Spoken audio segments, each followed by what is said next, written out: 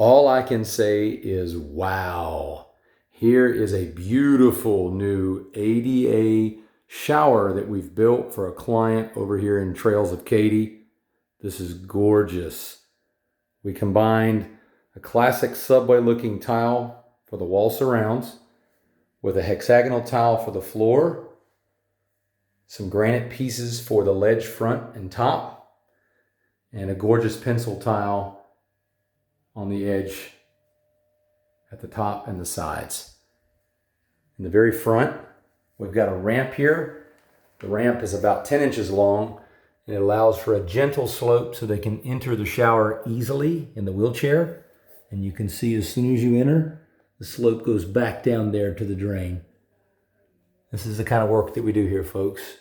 Beautiful, every detail considered. We've got grab bars all the way around this setup. So no matter where the client is in the shower, they've either got a seat, if they're transferring, or they've got grab bars. And this is not only for the person using it, but if there's a caregiver as well, then these bars are helpful for that. A lot of times we end up having washcloths and towels hung on these things, and that's okay. They're very, very sturdy. You can grip these things. They'll handle up to 500 pounds of pressure. For this one, we did chrome faucets. It matches everything else in the bathroom. And we did a really nice little feature area here. So this is where they would put their soaps and shampoos. And when the soap and shampoo is fully in, the tallest bottles are 12 to 13 inches. You can still see the beautiful tile in the back of the niche there. That's one of the things I like to do. Some of the shorter niches, when you use them, which of course everybody does, if they're too small, then you don't get to see the feature tile in the back. So we made this one big enough where even fully loaded, you can enjoy that nice tile there. And this is a mitered outside corner here that I'm going to zoom in on. You can see how tightly we mitered that. Those are extremely difficult cuts to do. We did a nice tight outside corner miter with that. These are also difficult cuts here. And you can see that we built the ramp out of the same exact tile that the client already had on their floor. So we just were able to find that tile, get a couple more pieces, and put that ramp in. And this is the finished product. So the shower these guys had before, I'll post the before picture online, was just a long, skinny shower that went about like this. And there was a big bench over here. It was too tall for the clients to be comfortable using it.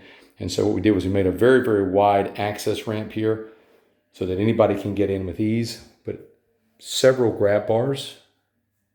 Got 1, 2, 3, 4 bars. I think we're going to add another one out here for them as well.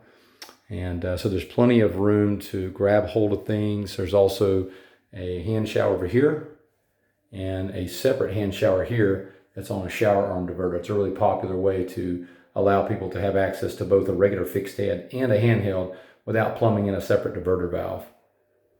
And so this is the finished product, glass and all. We do projects like this all the time. This particular one is with a complete custom tile makeover. So we did no onyx or solid surface here other than the stone slabs that were used on top of.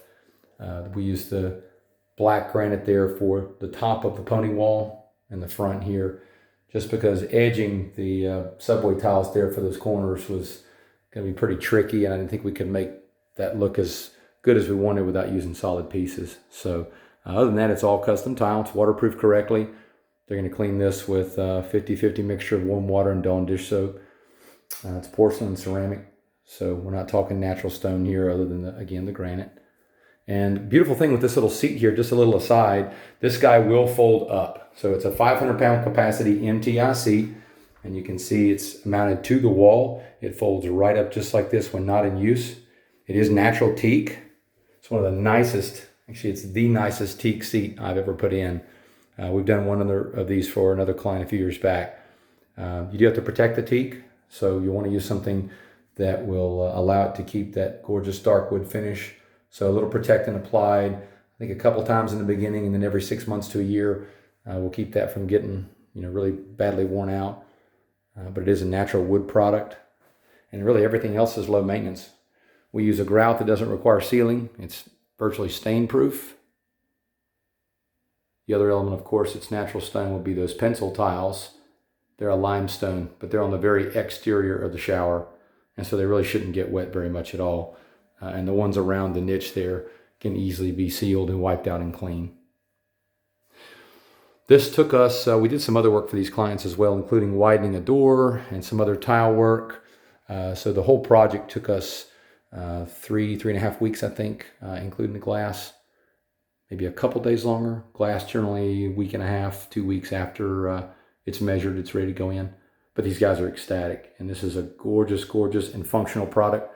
So this proves that you do not have to make functional projects ugly or hospital-like or industrial. I mean, they can look really warm and pretty and add value to the home. It doesn't have to be stale.